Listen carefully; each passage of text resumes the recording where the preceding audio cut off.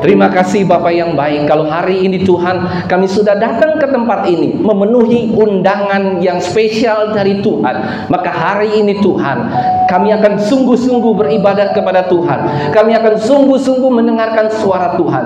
Tidak ada sedetik pun dari kehadiran kami di tempat ini untuk pikiran kami tidak fokus kepada Tuhan. Kami akan fokus, kami tidak akan menerima WhatsApp, kami tidak akan menerima yang lain-lain. Tapi hari ini waktu kami hanya untuk Tuhan, waktu kami hanya untuk beribadah, waktu kami hanya untuk menyembah memuliakan nama Tuhan, dan terlebih waktu kami untuk menjadi pelaku-pelaku firman. Oleh karena itu biarlah Bapa yang baik berikan urapan-Mu yang baru kepada hamba-Mu, urapan yang baru, urapan kuasa Roh Kudus-Mu boleh mengalir lewat mulut lidah bibir hamba-Mu, sehingga apapun yang hamba-Mu perkatakan bukan perkataan-perkataan biasa saja, bukan perkataan-perkataan hamba-Mu sebagai manusia, tetapi perkataan-perkataan kuasa Roh Kudus yang boleh mengalir lewat mulut lidah bibir hamba-Mu, sehingga hari ini siapapun yang sakit para jemaat di tempat ini sudah dijamah, dipulihkan dan disembuhkan. Siapapun hari ini yang berbeban berat, Tuhan memberikan kelegaan. Siapapun hari ini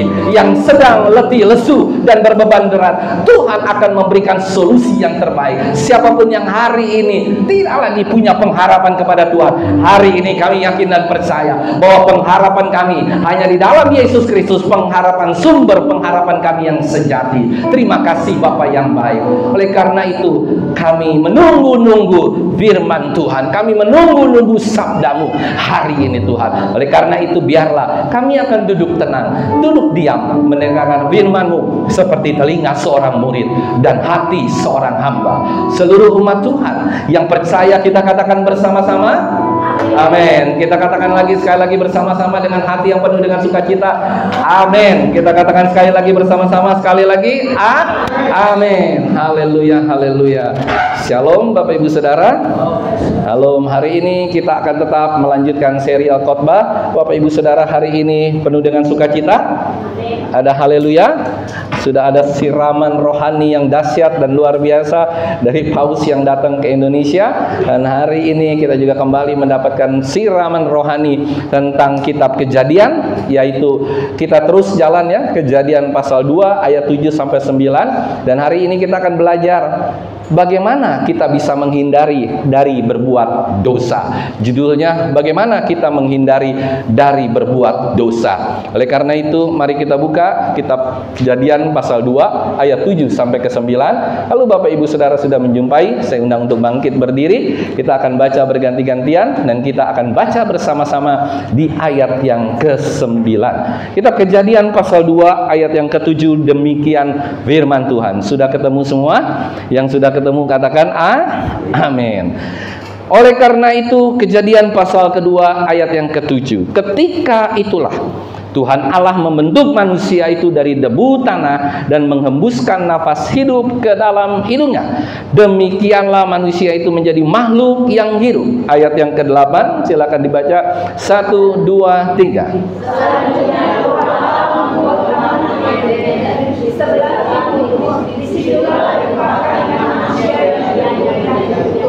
Ayo kita baca bersama-sama. 1, 2, 3. Lalu Tuhan Allah menumbuhkan berbagai-bagai pohon dari bumi yang menarik dan yang baik untuk dimakan buahnya, dan pohon kehidupan di tengah-tengah taman itu, serta pohon pengetahuan tentang yang baik dan yang jahat. Tuhan memberkati. Silahkan duduk.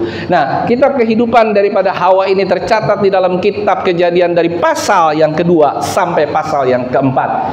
Dia itu adalah istri Adam dan ibu dari seluruh umat kehidupan manusia sampai dengan hari ini. Dia adalah nenek buyut kita semua. Yang percaya katakan amin. Dia nenek buyut dari kita semua. Nah, dan ternyata nenek buyut kita lah yang melakukan dosa yang pertama kali dibuat oleh Hawa. Nah, kita sudah bicara berbagai sesi yang sebelumnya. Kita sudah membahas bahwa Hawa berbuat dosa dan penggerak utamanya adalah si iblis. walaupun punya keinginan juga dan punya kelicikan, banyak akal. Dan itulah tipikal daripada iblis yang juga merupakan musuh Allah. Iblis bekerja dengan tidak ada henti-hentinya untuk menggoda manusia berbuat dosa. Cara yang digunakan adalah dengan memecah belah, dengan menaburkan kesalahpahaman, dengan menaburkan keraguan-raguan terhadap Allah. Lalu kenapa iblis mampu membingungkan kita semua? Mengapa iblis mampu membingungkan Hawa? Akar permasalahannya yang sudah saya bilang dari minggu lalu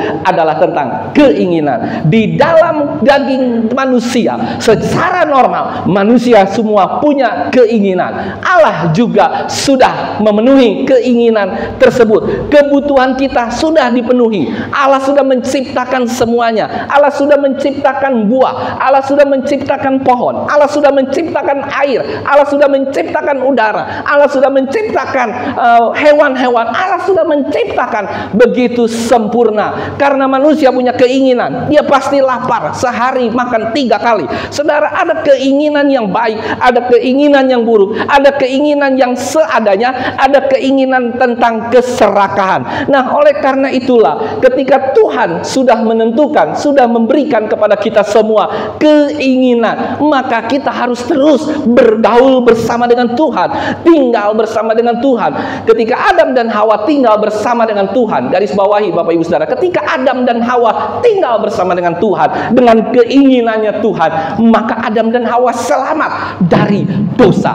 Tapi ketika keinginan Adam dan Hawa, atau Hawa terlebih dahulu, keinginan itu sungguh luar biasa, keinginannya itu sungguh serakah, sehingga pohon atau buah yang harusnya tidak boleh dimakan, dimakanlah oleh si Hawa. Inilah Bapak Ibu Saudara, tinggal bersama-sama dengan Tuhan tidak berarti keinginan keserakahan kita pupus.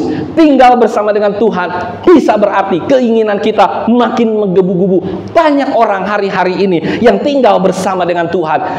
Siapapun dari antara kita, mungkin jemaat di tempat ini mungkin tidak mengalami, mungkin jemaat-jemaat di tempat lain, mereka mau tinggal bersama Tuhan, tapi keinginan mereka tetap keinginan tentang keserakahan kehidupan. Mereka tidak puas, makan 3 kali sehari tidak puas. Yang percaya katakan amin. Makan 3 kali sehari nggak puas, punya istri 1 nggak puas, punya mobil 1 nggak puas, punya sepeda 1 nggak puas, makan garam sama telur ceplok juga nggak puas. Ada haleluya. Seharusnya manusia itu puas akan segala sesuatu yang sudah diberikan oleh Tuhan kita yang luar biasa. Tapi karena keserakahan Hawa, melihat segala semua pohon itu baik, buah-buahnya semuanya indah, buah-buahnya nggak perlu pakai pupuk, sudah luar biasa. Mangganya mangga harum manis yang dahsyat. Ada amin saudara. Semua dijadikan Tuhan it's perfectly, selalu sempurna.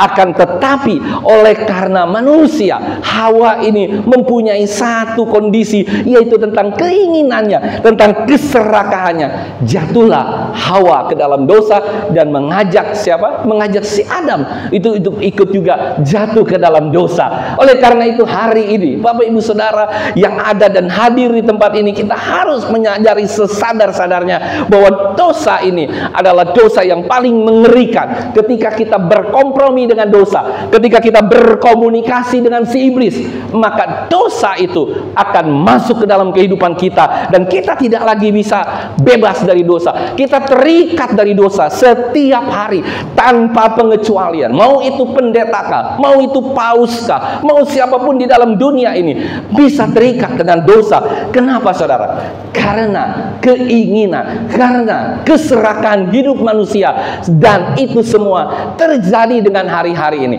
Siapapun yang serakah, ingin berkuasa lebih lama lagi, apakah itu tidak satu keinginan untuk serakah, ingin berkuasa? Sudah dikasih 5 tahun, ingin 10 tahun. Udah dikasih 10 tahun, ingin 15 tahun. Mungkin ingin seumur hidup. Bukan hanya di Indonesia, tapi juga di Korea Utara, di Korsel, dimanapun saudara. Itu keinginan-keinginan. Kita semua juga sama. Kita semua di sini punya keinginan, punya keserakahan, sehingga kita gampang digeret oleh si iblis, sehingga kita gampang dijebak oleh si iblis untuk masuk ke dalam dosa yang begitu menggiurkan kehidupan manusia. Nah, sesi yang ini kita harus belajar bagaimana kita tidak tergiur oleh dosa, bagaimana kita tidak tergelincir oleh keinginan kita, bagaimana kita bisa menahan segala keinginan kita, menahan segala keinginan keserakahan dalam hidup kita, sehingga suatu saat kemungkinan kita tidak lagi berbuat dosa. Suatu saat ada kemungkinan kita sama seperti Tuhan kita Yesus Kristus. Dia juga punya keinginan, tapi dia tidak berbuat dosa. Nah, Bapak Ibu Saudara, hari ini kita ingin belajar satu hal saja. Bagaimana caranya kita bisa menghindari dosa? Bagaimana caranya kita bisa melarikan diri dari dosa? Yang percaya katakan amin, Saudara. Keinginan dan keserakahan ini untuk memakan buah pengetahuan yang baik dan yang jahat itu akan membuat kita harusnya menjauh dari pohon tersebut. Yang percaya katakan dosa. Kalau kita lihat, Saudara, ya, ada satu keinginan tentang kita ingin sekali menginginkan sesuatu, dan keinginan itu terus berkecamuk di dalam pikiran kita. Aduh, kita ingin, terus kita ingin. Lama-lama iblis menjebak kita, akhirnya kita jatuh ke dalam dosa. Tidak bisa tidak. Seharusnya Hawa ketika ada suara dalam hatinya bilang, ayo makan. Seharusnya apa yang dilakukan Hawa dan Adam? Atau Hawa dulu deh. Apa yang harus dilakukan oleh Hawa menurut Bapak Ibu Saudara? Harusnya dia tidak memandang pohon itu. Yang percaya katakan tapi dia terus pandang pohon itu. Keinginan terus. Siapa dari antara kita yang pernah melakukan itu dalam kehidupan kita? Ada, haleluya. Saudara ingin, ya kan, sudah punya pacar, ya, kayak Alvin gitu kan, ingin pacar yang lebih cantik lagi, dia melihat lagi lebih luar biasa, wah yang ini lebih bagus lagi, yang ini lebih bagus lagi, ini lebih bagus lagi, keinginan terus. Sampai satu kali ada satu cerita, Saudara. Di dalam cerita ini ilustrasi, tapi sungguh luar biasa memberkati. Ada satu orang wanita, mungkin seperti Miranda atau orangnya belum menikah, Saudara. Dia bilang begini, dia harus mencari seorang pria yang cukup dengan dirinya. Akhirnya dia pergi ke satu gedung. Gedung itu ada gedung tingkatnya, ada tingkat 4. Tingkat berapa Bapak Ibu Saudara? 4. Tingkat yang pertama, dia bisa melihat ada seorang pria yang baik hati, pinter, tapi tidak kaya. Haleluya. Naiklah dia mau mencari cowok, dia mencari jodoh. Dia naik ke tingkat 1. Pintar, baik hati, tapi kurang kaya. Ya, dia bilang ini masih ada 3 tingkat lagi atau 4 tingkat lagi ke atas. Di tingkat-tingkat yang di atas ini pasti lebih bagus. Ada, haleluya. Tiba-tiba dia naik lagi. Ya kan, dia naik lagi ke lantai 2. Tadi orangnya pintar, baik hati, lumayan kaya. Kira-kira dia berhenti nggak sampai di lantai 2? Hah? Saya yakin kalau Bu Seni yang jadi ceweknya, dia nggak berhenti, dia naik terus, Saudara. Dia naik terus. Dia naik lagi ke lantai berapa, Saudara? 3. Dia cari lagi apa? Wah, yang lebih ganteng dari Pak Chandra, gitu kan? Dia cari ini ganteng, baik hati, lumayan kaya. Terus apa lagi, Saudara? Romantis. Ya. Wah, ini dia katanya. Naik lagi ke lantai 3. Kira-kira sang wanita berhenti nggak sampai lantai 3? Kenapa enggak? Nah, kita semua ini manusia atau malaikat atau iblis? Coba angkat tangan yang malaikat, angkat tangan. Yang manusia angkat tangan. Yang iblis nggak usah angkat tangan juga, kita udah tahu. Haleluya. Saudara, kenapa sampai dia harus lagi naik ke lantai 4? Sorry, tadi lantai 6, biar panjangan dikit. Lantai 4 dia naik lagi. Wah, ketemulah yang ganteng, orangnya sudah ganteng, artis pula, punya harta berpuluh-puluh bahkan beratus-ratus miliar, saudara. Terus sudah gitu anak Tuhan, rajin memberi perpuluhan. Di sini rajin nggak memberikan perpuluhan? Ada haleluya, rajin memberikan perpuluhan. Wah, it's almost perfect, hampir sempurna di lantai keempat. Kira-kira wanita-wanita yang belum menikah di sini naik lagi nggak, saudara, ke lantai 5? Wah, naik. Pak Thompson kurang ganteng ya, Bu ya. Haleluya. Naik lagi dia Pak Thompson. Dia cari lagi yang lebih ganteng dari Pak Thompson, ya kan? Dan naik lagi ke lantai 5. Set, lantai 5. Wah, ini benar idolaku. Di lantai 5 lebih luar biasa, lebih dahsyat. Segala-gala, bukan cuma baik hati, bahkan sama orang tuanya, sama calon mertuanya, dia bisa sujud menyembah, cium kakinya. Begitu sopan, begitu baik, begitu kaya, begitu segala-gala. Berhenti nggak, saudara, sampai di lantai 6? Tadi lantai berapa ya? 5 apa 6? Nah, berhenti nggak kira-kira Bapak Ibu saudara sampai di lantai 6? Berhenti nggak?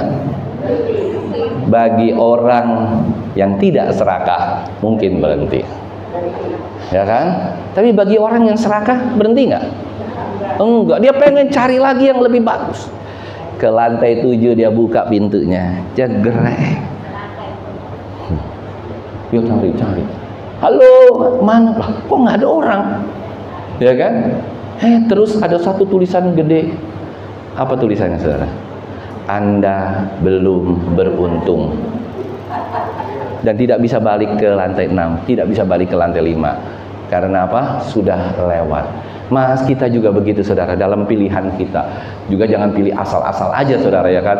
Asal aja dah, yang penting nikah buru-buru, nggak juga. Tetapi di dalam memilih, kita nggak bisa balik lagi, saudara. Dan ketika orang pemudi itu melihat di lantai ke-7 belum beruntung, apa yang terjadi, saudara? Berarti manusia itu punya satu hal. Dia itu selalu kepingin lebih, more. Itulah yang membuat manusia jatuh ke dalam dosa. Yang saya mau kasih tahu, manusia jatuh ke dalam dosa bukan karena yang lain, hanya karena keinginan, karena keserakahan hidup kita.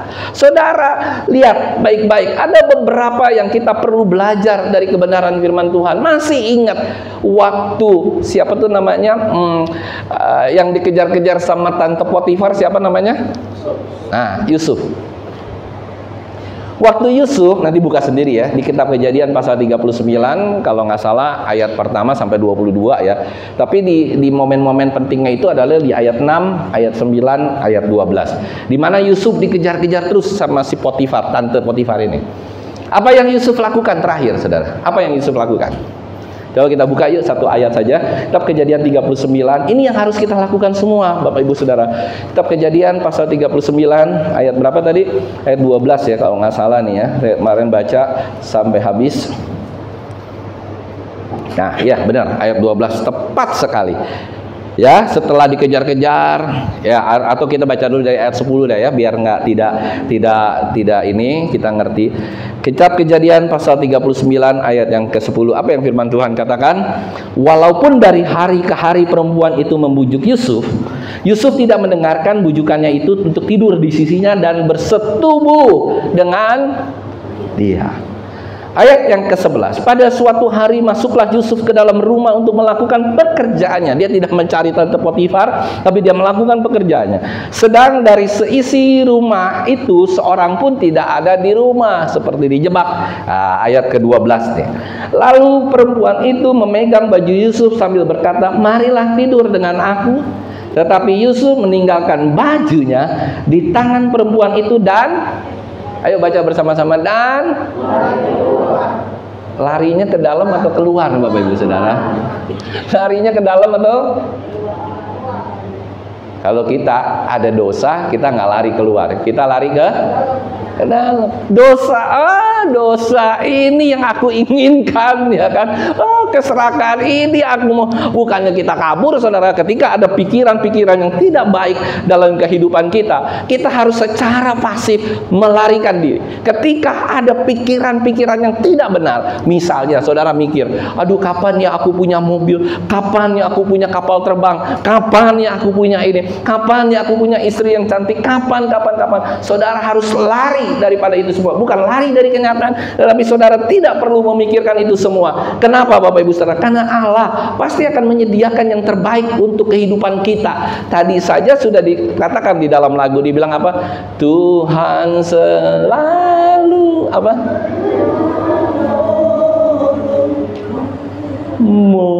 Menolongku, ya kan? Terus Tuhan tidak pernah berhenti menolong manusia. Jadi jangan pernah takut, jangan pernah ragu, jangan pernah khawatir, karena Tuhan itu pasti akan terus menolong kita dimanapun kita berada. Oleh karena itu Bapak Ibu Saudara yang terkasih, untuk kita tidak bisa jatuh ke dalam dosa, kita tidak boleh kompromi dengan si iblis. Sekali lagi kita katakan bersama-sama, kita tidak boleh kompromi dengan si iblis. Kalau pagi-pagi saudara mau ke kebaktian nih seperti ini, diajak ribut sama anak saudara hanya gara-gara remote AC misalnya.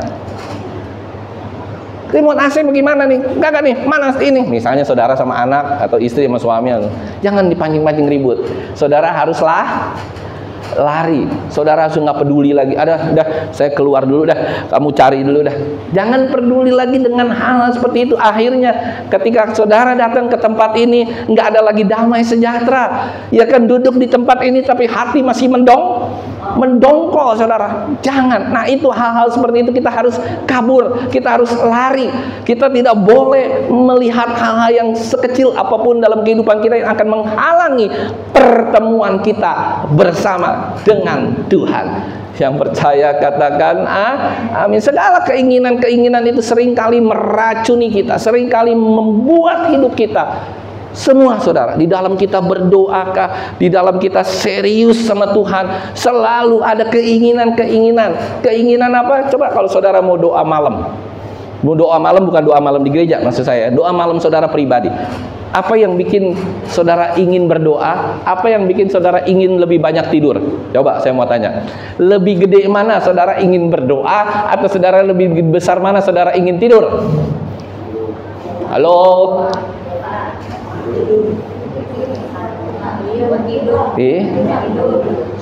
Dan saudara berkompromi seringkali. Komprominya apa?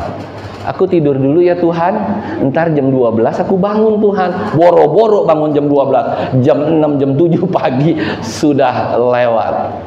Tapi puji Tuhan, saya sering kali ya, kalau mau doa malam tuh, saya punya waktu doa, mulai udah cukup lama sih. Saya selalu sekarang berdoa, jam 12 tepat, ya kan? Ya saya ada bersih-bersih dulu, mandi dulu, habis itu doa. Wah luar biasa, dan selalu dibangunkan. Padahal nggak pakai alarm, minimal 15 menit atau 10 menit sebelumnya baru kita bisa berdoa dengan luar biasa saudara. Nah, tetapi keinginan-keinginan ini harusnya saudara bisa minta sama Tuhan supaya saudara terlepas dari keinginan itu. Yang percaya katakan amin. Orang kalau sudah tidak banyak punya keinginan, sudah selesai dengan dirinya, saya yakin dan percaya Tuhan akan bekerja, Tuhan akan berkarya dengan luar biasa dalam kehidupanmu. Yang percaya katakan amin. Saudara.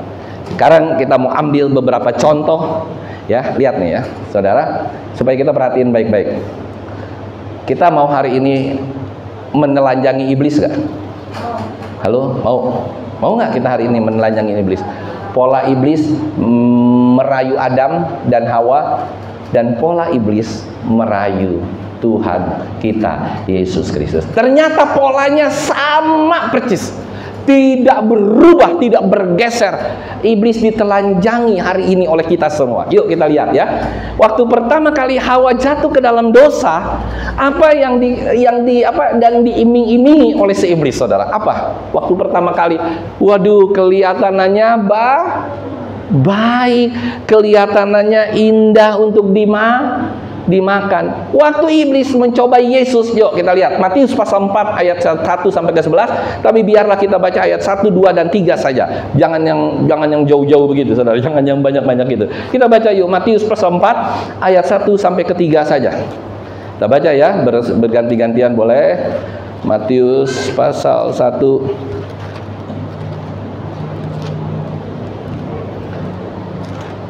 Matius pasal 4 ayat 1 sampai 3 saja. Maka Yesus dibawa oleh Roh ke padang gurun untuk dicobai iblis. Dan setelah berpuasa 40 hari dan 40 malam, akhirnya laparlah Yesus. Berapa malam Yesus berpuasa? 40 hari 40 malam. Lalu datanglah si pencoba itu, si iblis itu, dan berkata kepadanya, "Jikalau engkau anak Allah, perintahkanlah supaya batu-batu ini menjadi apa, Saudara? Roti." Apa metodenya iblis? Sama nggak sama metodenya waktu iblis merayu Hawa? Sama percis. Apa yang dia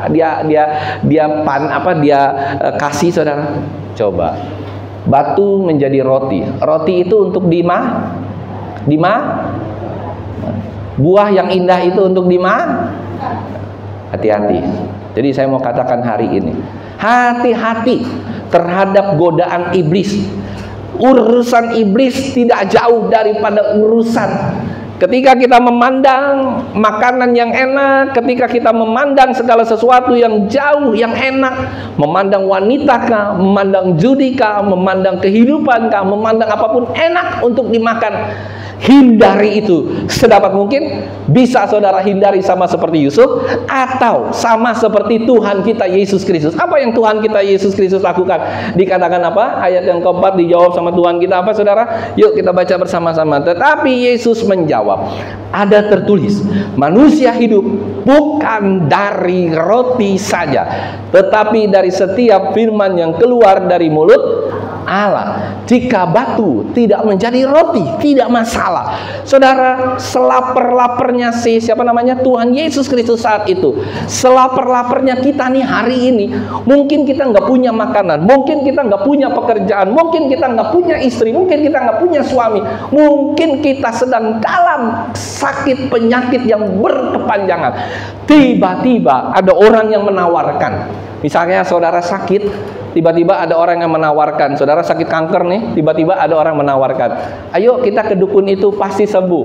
Saudara sudah keliling, sudah berdoa, sudah banyak pendeta yang berdoa, nggak sembuh-sembuh. Tiba-tiba ada orang yang menawarkan seperti itu, gratis. Tetapi saudara harus menjual iman saudara. Apa yang saudara lakukan? Saudara terima atau tidak? Halo? Saudara terima atau tidak? Kemungkinan besar saudara terima. Kenapa? Karena keinginan untuk sembuh. Itulah makanan, itulah yang akan kita makan, dan itu harusnya kita hindari. Mungkin saudara suatu saat, saudara ingin kaya.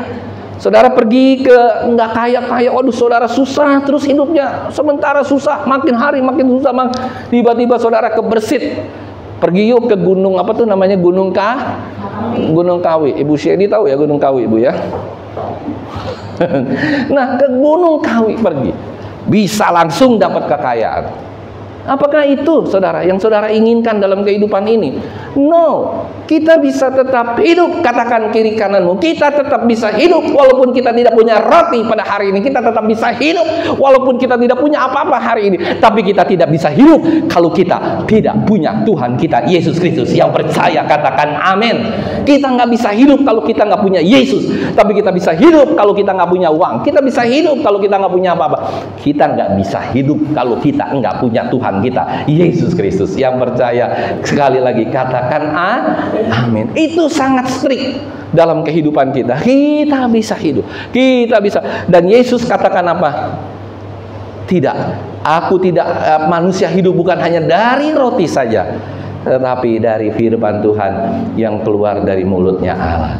Yang percaya katakan amin. Jadi pencobaan yang pertama ini mirip dengan pencobaan Hawa yang pertama. Yesus berhasil, Hawa jatuh.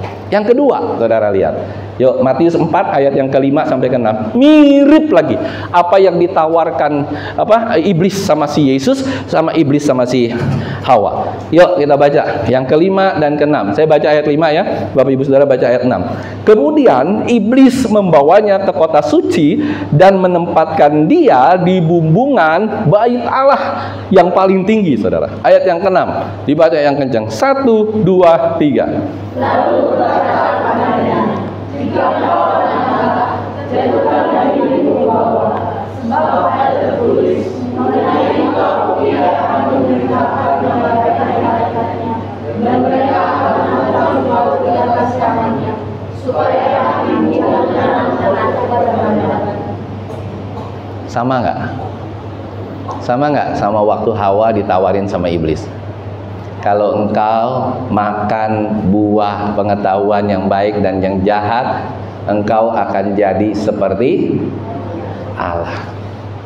Kalau engkau menjatuhkan dirimu dari atas ke bawah, maka tangan Allah akan menolong engkau. Engkau itu sama dengan Allah, dan itu membuktikan jikalau engkau anak Allah. Saudara lihat baik-baik, jika engkau anak Allah. Ada nggak garis bawahi kata itu? Jika engkau anak Allah.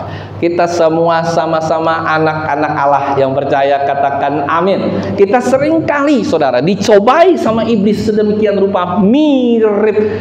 Kalau engkau anak Allah, tenang saja, engkau tidak akan pernah jatuh dalam kehidupanmu. Engkau tenang saja karena engkau sama dengan Allah. Engkau satu roh dengan Allah. Engkau Allah, engkau sendiri itu adalah sama dengan engkau. Engkau tidak akan pernah jatuh ke dalam dosa. Tenang saja, sekalipun engkau jatuh ke dalam dosa, kata si iblis, kita jatuh ke dalam dosa, Tuhan tetap akan mengampuni kita. Ada haleluya. Itulah yang diproklamirkan si iblis di poin kedua. Hawa juga sama. Akhirnya Hawa pikir, waduh hebat juga ya, saya bisa jadi seperti Allah. Saya punya hikmat yang luar biasa seperti Allah. Dan akhirnya iblis katakan apa, saudara? Di Matius 4 ayat 7, Yesus katakan apa? Matius 4 ayat 7, yuk kita baca yang kencang bersama-sama. 1, 2, 3. Yesus berkata kepadanya, ada pula tertulis, janganlah engkau mencobai Tuhan Allah.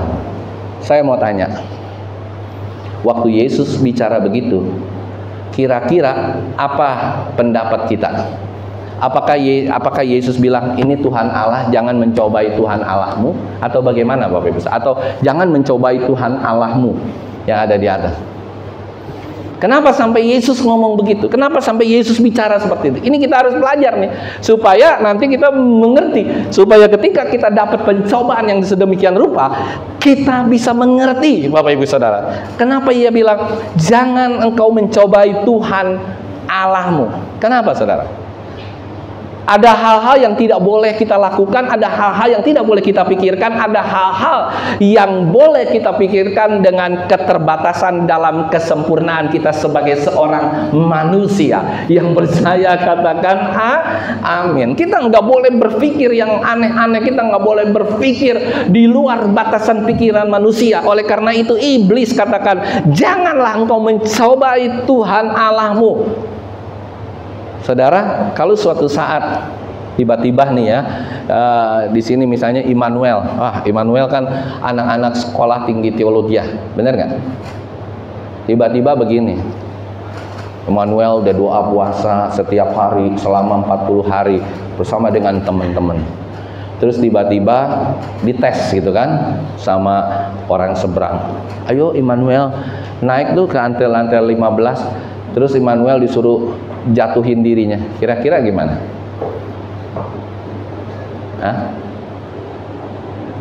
Mau nggak kira-kira? Nggak mau, takut apa? Takut jatuh. Berarti nggak percaya dong sama Tuhan. Berarti nggak percaya dong sama Allah. Ilmu teologi ya ditantang gitu kan. Kamu udah belajar ilmu teologi. Kamu udah ini, udah itu, udah ini. Tapi kok masih begini ya? Atau tiba-tiba begini. Yang paling gampang lah, nggak usah disuruh terjun. Di supermarket, ya kan? Saudara disuruh nyolong duit, suruh nyolong makanan. Pasti nggak ketahuan. Saudara berdoa karena anak teologi ya, pasti nggak ketahuan. Kira-kira gimana? Itu sama dengan mencobai siapa? Tuhan Allah, mencobai. Hati-hati di Bapak Ibu Saudara. Itu dalam hal-hal yang simple. Tapi dalam hal-hal yang lebih spesifik lagi, itu banyak sekali.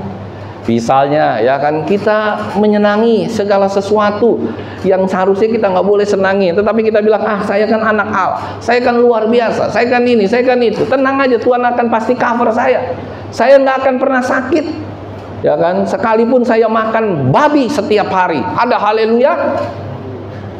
Saya nggak akan sakit. Kalaupun hidup saya hanya tidur, bangun, makan, ya kan, terus nggak akan sakit. Tenang saja, karena saya berdoa, karena saya punya Yesus. Saya nggak akan sakit. Setiap hari saya makan kambing, setiap hari saya makan RW, setiap hari saya makan apapun, saya tidak akan sakit. Ada haleluya, saudara. Bisa nggak kira-kira kita sakit? Makan makan RW, makan babi, makan yang lain-lain, terus kita makan, nggak pernah kita olahraga, nggak pernah apa. Kira-kira saudara akan sakit atau enggak, saudara? Ya kan? Ibu Deborah kemarin sempat mengalami ya Bu ya, tekanan darahnya berapa? 200? Kayak merek Mercy 232. Wah, ibu mesti pajang tuh. Wah nih, saya punya Mercy C230. Berarti tekanan darah saya Mercy Tiger C230. Saudara lihat, ya kan, bukan dia mencobai, dia tidak mencobai aja dia bisa sakit seperti itu. Apalagi itu terus. Kita coba dengan makanan, kita mencobai dengan apapun. Jangan sekali-sekali mencobai Tuhan dengan hal-hal yang seperti itu. Karena itu Tuhan bilang, jangan mencobai Tuhan Allahmu. Tapi Hawa, karena Hawa tidak mengerti bagaimana caranya, dia harus menjawab si iblis sedemikian rupa. Dan dia, menurut saya ya, dia sebenarnya bisa jawab, tapi dia tertarik benar dengan pohon atau dengan buah pengetahuan yang baik dan yang jahat. Simple begini Bapak Ibu Saudara. Ini kita semua anak-anak Tuhan nggak di sini? Anak-anak Allah nggak kita semua di sini? Anak-anak Allah ya. Kalau tiba-tiba gitu ya, di sini ada meja, terus ada satu berlian 20 karat ditinggal di sini. Kira-kira apa yang ada di pikiran kita semua? Itu sama tuh seperti pohon pengetahuan yang ada berlian nggak dijaga 20 karat. Yang nilainya kalau 20 karat itu berapa ya harganya ya? 1 karat berlian berapa? Nah? Itu Bu Sieni itu yang banyak tuh berliannya. 20 karat berapa kira-kira? Ada kali ya, 500 juta sampai 1 M. Taruh nih di sini. Apa yang ada pikiran kita semua? Ayo, nggak dijagain, nggak apa. Dia ada di sini nih, diem. Saudara mundar-mandir ke toilet, lihat lagi. Itu si Hawa, saudara, begitu. Apa yang ada di pikiran kita semua? Kan kecil tuh. Ini masuk nggak ya ke tas gue nih? Bener nggak? Coba ada di pikiran kita semua. Itu siapa yang punya ya? Kan nggak ada yang punya. Ya kan? Bener nggak? Wah, ini lumayan nih, bisa buat makan setahun 2 tahun nih. Ya Bapak Ibu Saudara. Pak, salah sendiri dong, kan kenapa nggak dijagain Pak? Loh, ini kan lagi cerita Adam dan Hawa. Kan begitu saudara. Dia taruh tuh pohon di tengah-tengah. Hawa lewat tiap hari, setiap Hawa mau ke toiletnya tau nggak? Di sana bukan toilet begini, toiletnya besar, dia kencing. Dia mau mandi, dia lewat lagi, dia lihat lagi saudara. Nih kalau saudara taruh nih, kira-kira ya kalau ada berlian 20 karat di sini, tahan berapa lama saudara ditaruh di tengah-tengah ini? Tahan berapa lama? Ini saudara malaikat semua ya? Tahan berapa lama? Habis ibadah hilang nggak kira-kira? Hah? Hilang kan pasti. Terus saudara udah ngabur secepat-cepatnya, udah ada makanan, ada babi, poyong hai segala macam, enggak lah. Saya ngabur naik Grab buru-buru, udah hilang sama. Itu yang saya mau katakan. Kita secara nggak sadar sering melihat berlian itu dalam kehidupan kita. Kita lihat sekali, nggak apa-apa lah. Kita lihat 2 kali, lewat. 3 kali, 4 kali, 5 kali, ada terus berlian. Apa yang harus saudara lakukan waktu saudara melihat berlian tersebut? Saudara nggak boleh lihat lagi. Yang percaya katakan amin. Saudara tutup mata, saudara melarikan diri. Keluar, nggak lihat-lihat lagi itu berlian. Baru saudara akan lolos dari dosa. Yang percaya katakan amin. Tapi kalau saudara lihat terus, lihat lagi, lihat lagi, makin lama makin menarik, jatuh ke dalam dosa. Nggak ada. Tidak ada manusia yang hebat, yang kuat dari tantangan si iblis. Karena iblis sudah hidup di surga sebelum ada manusia. Yang percaya katakan dia lebih lihai, lebih hebat, lebih luar biasa. Kalau dikatakan, kalau orang Cina tuh iblis dikatakan liu ciu beng. Apa? Licik, curang, bengkok. Itu jadi satu, saudara. Udah licik, udah curang, udah bengkok. Nah, hati-hati Bapak Ibu Saudara dengan si Li Chu Beng ini. Saya mau katakan hari ini, begitu liciknya si iblis, jangan sekali-kali meremehkan, menyepelekan. Disitulah Hawa gagal, karena dia mulai meragukan Allah. Kalau kita mulai meragukan Allah dalam kehidupan kita, kita akan gagal, kita akan masuk ke dalam dosa. Siapa yang hari ini ragu tentang Allah? Ada amin saudara? Siapa yang ragu sama Allah hari ini? Jangan pernah tutupi hatimu. Mungkin sementara ini engkau ragu dengan masa depanmu. Engkau ragu, aduh Tuhan, masa depanku akan seperti apa ya? Aduh Tuhan, bagaimana masa depanku? Aku ragu Tuhan. Kita ragu sama Allah. Mungkin juga kita ragu bukan soal masa depan. Kita ragu, aduh Tuhan, kok aku belum punya jodoh Tuhan. Kita ragu. Sudah kepala 3, kepala 4, kepala 5 bahkan belum punya jodoh. Kita semakin ragu sama Tuhan. Jangan pernah ragukan Tuhan sedikit pun. Karena begini, ketika kita meragukan Tuhan, maka kita secara tidak langsung menghina Tuhan di dalam kehidupan kita. Menghina Dia, karena Dia Allah yang terlalu hebat, terlalu mampu, terlalu luar biasa dalam kehidupannya. Dia tidak pernah gagal. Tugas kita tidak boleh ragu terhadap Tuhan. Jangan pernah meragukan. Ketika Hawa ragu terhadap Allah, dia lebih cenderung masuk kepada godaan si iblis. Dia lebih mau milih si iblis. Dia ragu, benar nggak ya, benar nggak ya, benar nggak ya. Di tengah keraguan itu Hawa jatuh ke dalam dosa. Tapi Yesus tidak jatuh ke dalam dosa karena Dia tahu. Dan kita baca godaan yang terakhir, ayat 8 dan 9 ya. Habis ini kita selesaikan secara jantan. Ayat 8 dan 9. Dan iblis membawanya pula ke atas gunung yang sangat tinggi dan memperlihatkan kepadanya semua kerajaan dunia dengan apa saudara? Kemegahannya. Ayat 9 boleh dibaca yuk bersama-sama. 1, 2, 3. Dan berkata kepadanya, semua itu akan kuberikan kepadamu jika engkau sujud menyembah aku. Sama nggak yang dia lakukan sama si Hawa? Sama saudara. Tentang keangkuhan hidup. Waktu Hawa mau menjadi seperti Allah, dia angkuh, dia mau mirip dengan Allah. Keangkuhan inilah yang seringkali terjadi dalam kehidupan kita. Tetapi Yesus berkata apa saudara? Ayat yang ke-10.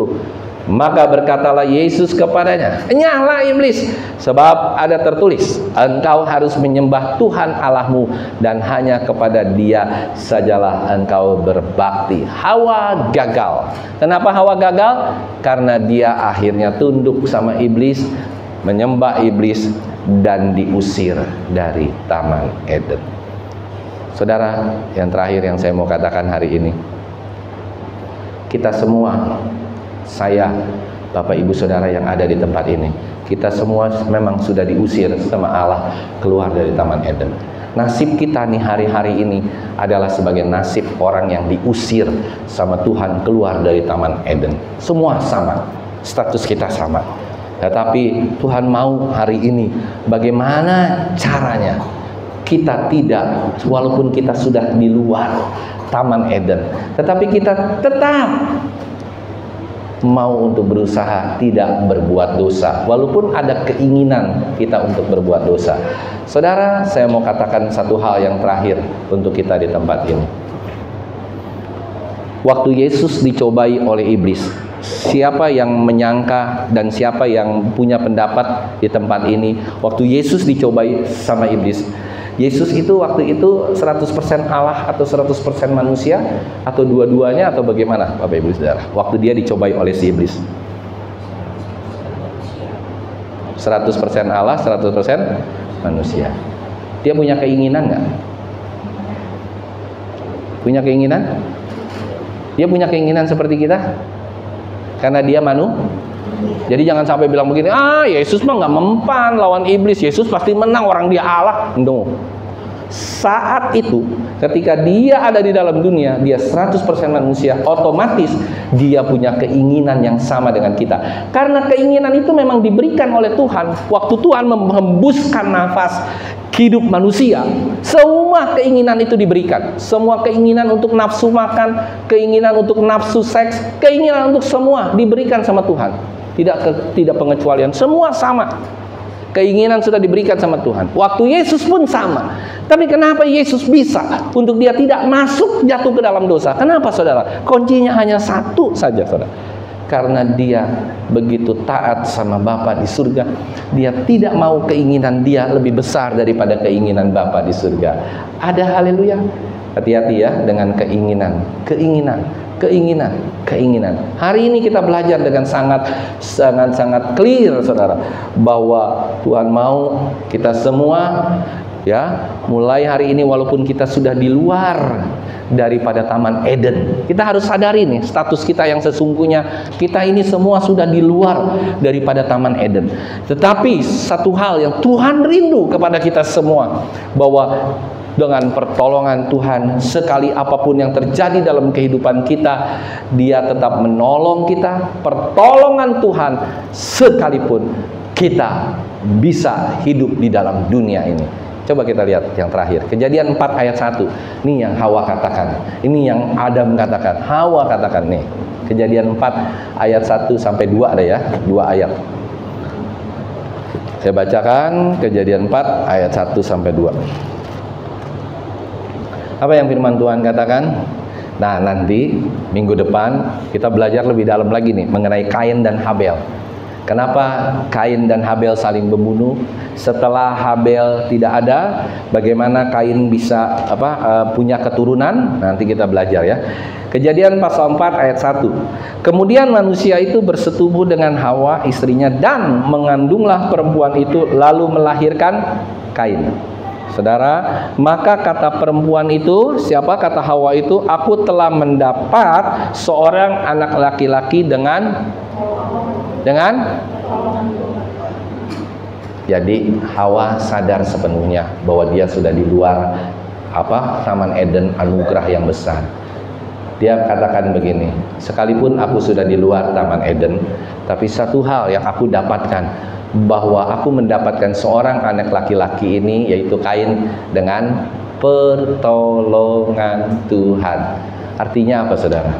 Waktu kita benar-benar serius sama Tuhan, kita sudah dibuang sama Tuhan, kita bilang bahwa Tuhan itu tetap Allah yang baik, Dia tetap pasti menolong. Makanya tadi waktu ada lagu pujian, Tuhan selalu menolong, saya bilang wah luar biasa, ini berarti rohnya connect, Roh Kudusnya connect.